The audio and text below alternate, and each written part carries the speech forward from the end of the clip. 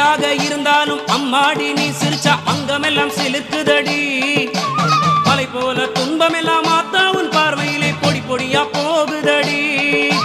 மாவிளக்கு ஒளி வீச மஞ்சமுக நெத்தியிலே திருநீரு ஜொலிக்குதடி.